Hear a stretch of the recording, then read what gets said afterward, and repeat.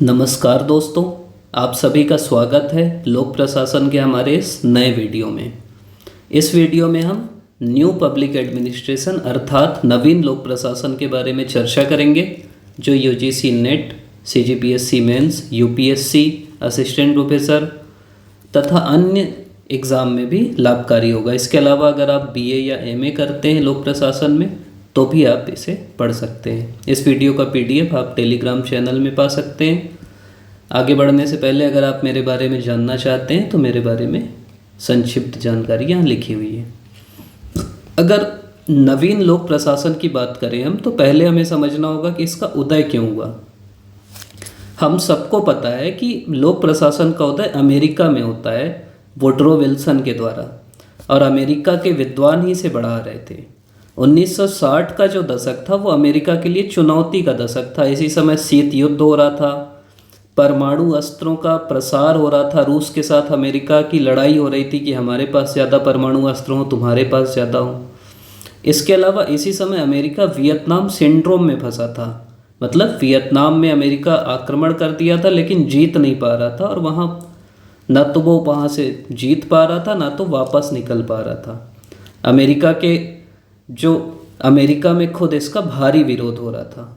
अन्य अगर आप समझेंगे उस समय की स्थिति, तो अमेरिका में एक अश्वेतों के नागरिक अधिकार के लिए आंदोलन भी चल रहे थे। इन सब समस्याओं से वहाँ के लोगों को या युवाओं को ये लगा, जो युवा पॉलिटिकल साइंटिस्ट थे या जो लोक प्रशासन का अध्ययन कर रहे थे, उन्हें लगा कि लोक प्रशासन को और अधिक प्रासंगिक बनाना होगा। लोक प्रशासन ऐसा होना चाहिए जो तत्कालीन समस्या हैं उनका ध्यान दे सके, उनका सॉल्यूशन खोज सके। इसी परिप्रेक्ष्य में नवीन, क्योंकि आपको लगेगा कि भाई लोक प्रशासन में ऐसा नया क्या हुआ, तो इन नए विचारों को जब इसमें समावेश किया गया कि लोक प्रशासन रिलीवेंट होना चाहिए भैया, प्रासंगिक होना चाहिए, उसमें मूल्य भी होने चाहिए। जब ये सब बातें आई तो उसे कहा गया नवीन लोक प्रशासन।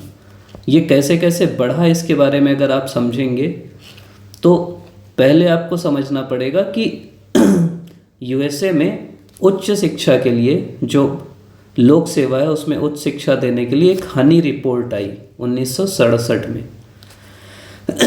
इसका जनरली आपको ईयर याद रखना है, और ये याद रखना है कि हनी रिपोर्ट किस लिए आई, तो higher education in public services. दूसरा, वहाँ एक फिलाडेल्फिया कॉन्फ्रेंस हुई on the theory and practice of public administration 67 में ही, और इसके चेयरमैन थे जेम्स सी चार्ल्सवर्थ। फिर जो ड्वाइट वाल्डो, उन्होंने एक आर्टिकल लिखा जिसका नाम था public administration in a time of revolution. मतलब समझ रहे हैं, उस समय एक क्रांति का टाइम था, तो अब इससे कैसे पब्लिक एडमिनिस्ट्रेशन रिएक्ट करेगा, उन्होंने लिखा।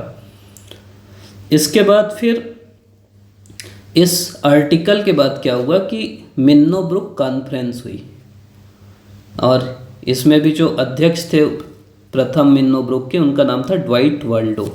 पहली कॉन्फ्रेंस होती है 1968 में, उसके 20 साल बाद दूसरी कॉन्फ्रेंस होती है 1988 में, और उसके 20 साल बाद तीसरी कॉन्फ्रेंस होती है 2008 में। अगली अगर होना होगा तो 28 में होगी। उस कॉन्फ्रेंस के बाद फ्रैंक मोरिनी करके एक विद्वान है, उन्होंने एक किताब लिखी जिसका नाम है towards a new public administration the मिन्नोब्रुक perspective. ये 1971 में उन्होंने लिखी। इसके बाद यही जो आर्टिकल ड्वाइट वाल्डो ने लिखा था, ये जो बुक है फ्रैंक मोरिनी की, उसे कहा जाता है नवीन लोक प्रशासन पे प्रथम पाठ्य पुस्तक।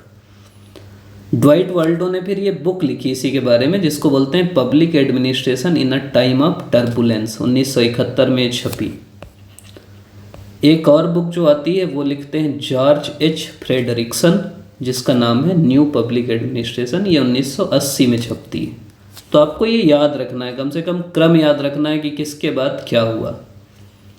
अब देखिए, हम पढ़ते हैं प्रथम मिन्नोब्रुक सम्मेलन के बारे में, जो 1968 में होता है, और 1968 में अगर आपसे मंथ पूछता है तो ये सितंबर 1968 में होता है, और इसके चेयरमैन बनते हैं ड्वाइट वाल्डो।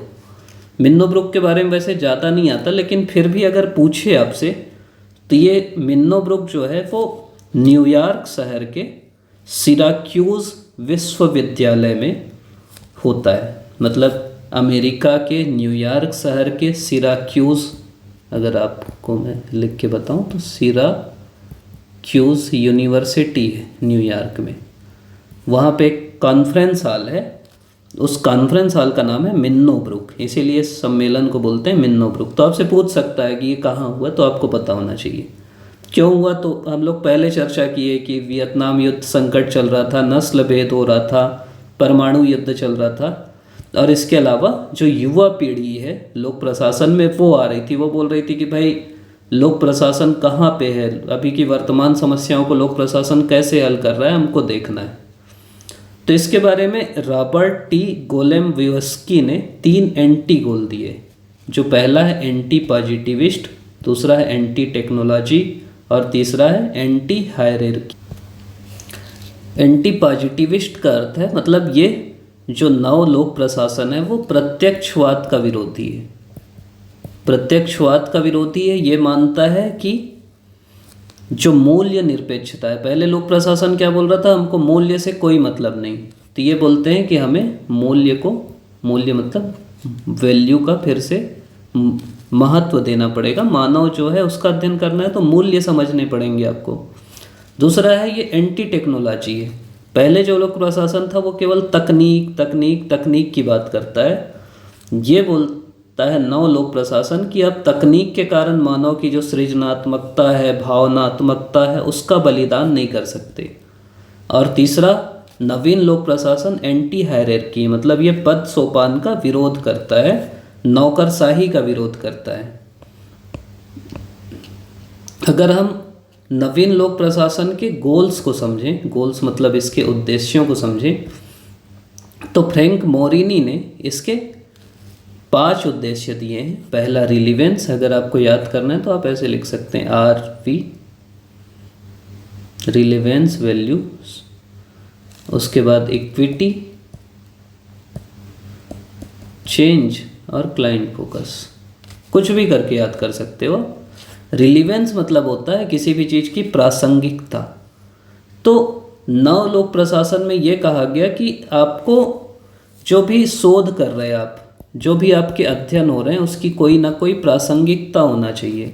मतलब जो मानव की समस्याएं हैं उसको, उससे कोई मतलब होना चाहिए ना। अब आप शोध कर रहे हो, उससे मानव को कोई लेना देना नहीं, तो क्या मतलब आपका जो भी शोध है वो मानव की समस्याओं को हल करना चाहिए, उसकी प्रासंगिकता होना चाहिए। दूसरा है वैल्यूज़, मतलब आपको जो मूल्य हैं, जैसे मूल्य क्या होते हैं, समानता, न्याय, स्वतंत्रता, इसका अध्ययन करना होगा। मतलब मानव के जो मूल्य हैं उनको महत्व देना पड़ेगा कि समाज में न्याय कैसे आएगा, समानता कैसे आएगी, स्वतंत्रता कैसे आएगी। सामाजिक समता मतलब है कि जो समाज के नीचे के लोग हैं उनको आपको समान करना है, उनके लिए काम करना है, ये बोलता है लोक प्रशासन। चेंज मतलब क्या होता है कि आपको एक शोषण विहीन समाज की स्थापना करना है। क्लाइंट फोकस मतलब होता है कि आपके जो भी आपकी नीतियाँ होंगी उसका फोकस जो समाज के नीचे का वर्ग है वो होना चाहिए। मतलब आपको केवल ये नहीं कि ऊपर से नीतियाँ दे दिए, आप आदेश निकाल दिए, उन तक पहुंचा कि नहीं, आपको उनसे फीडबैक लेना है और उसके आधार पे फिर नीति बनाना है। मतलब आपका जो आधार है, जो समाज है, वो विकेंद्रीकृत होगा और नीतियों का आधार क्लाइंट होंगे आपके, मतलब समाज के नीचे के वर्ग होंगे। ड्वाइट वाल्डो इसी चीज़ को क्या बोलेंगे, न्यू पब्लिक एडमिनिस्ट्रेशन क्या है, ब्यूरोक्रेसी ऐसी हो जो क्लाइंट ओरिएंटेड हो। क्लाइंट ओरिएंटेड मतलब हम समझ गए कि जिनके लिए आप कर रहे हैं, नागरिक ओरिएंटेड हो। दूसरा रिप्रेजेंटेटिव हो, मतलब कि उनका प्रतिनिधित्व करे और प्रशासन में लोगों का पार्टिसिपेशन हो। फ्रेडरिक्सन ने इसे ही सेकेंड जनरेशन बिहेवियरलिज्म माना है, मतलब इसे ही द्वितीय पीढ़ी का व्यवहारवाद माना है। निग्रो के हिसाब से अब यही आप याद कर सकते हैं। अब ये 3D की बात करते हैं, तीनों डी हैं। तो नवीन लोक प्रशासन में पहली चीज़ है डी ब्यूरोक्रेटाइजेशन, मतलब कि जो आपकी नौकरशाही है उसको आपको थोड़ा कम करना है। डिसीजन मेकिंग आपकी डेमोक्रेटिक होगी और एडमिनिस्ट्रेटिव प्रोसेस डिसेंट्रलाइज होगा। हम लोग जैसे ऊपर पढ़ रहे थे ना कि जो भी आपके निर्णय है वो क्लाइंट फोकस होना चाहिए, मतलब जो नीचे के लोग हैं उनके लिए आपको काम करना है। डिसेंट्रलाइजेशन, जैसे भारत में ग्राम स्वराज है, वो उसी की बात करता है। अगर आपको दोनों में अंतर समझना है या दोनों की समानता समझना है तो न्यू पब्लिक एडमिनिस्ट्रेशन और डेवलपमेंट एडमिनिस्ट्रेशन दोनों गोल ओरिएंटेड भी हैं और चेंज ओरिएंटेड भी, मतलब दोनों का उद्देश्य है अपने गोल अर्थात लक्ष्य की प्राप्ति और समाज में परिवर्तन लाना। लेकिन अगर आप ऐसे समझेंगे तो न्यू पब्लिक एडमिनिस्ट्रेशन का मेन प्राथमिकता है पाश्चात्य समाज, पश्चिमी समाज, जबकि डेवलपमेंट एडमिनिस्ट्रेशन आपके जो नए आज़ाद हुए देश हैं उनकी बात भी करता है।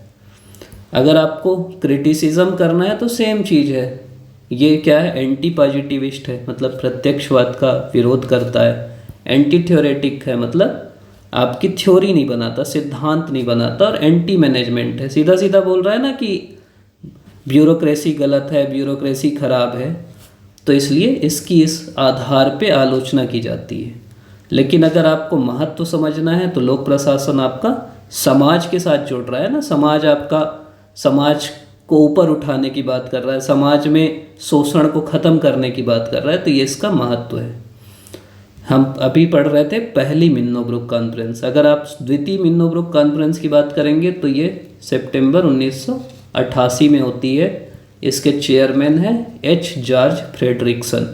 इसका फोकस है ethics, accountability and leadership in public administration, मतलब लोक प्रशासन में नैतिकता, जवाबदेही और नेतृत्व को बढ़ाना।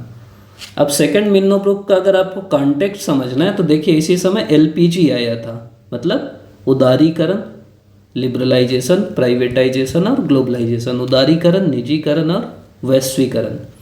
इसी समय न्यू पब्लिक मैनेजमेंट भी बढ़ रहा था, मार्केट की ज़्यादा डिमांड हो रही थी, ये माना जा रहा था कि सब कुछ बाजार से ही होना है। तो इसी कॉन्टेक्स्ट में आप हमारा सेकंड मिन्नोब्रुक कॉन्फ्रेंस होता है। अगर हम दोनों में अंतर समझेंगे तो पहला तो ईयर का ही है कि 68 में हुआ, ये 88 में हुआ।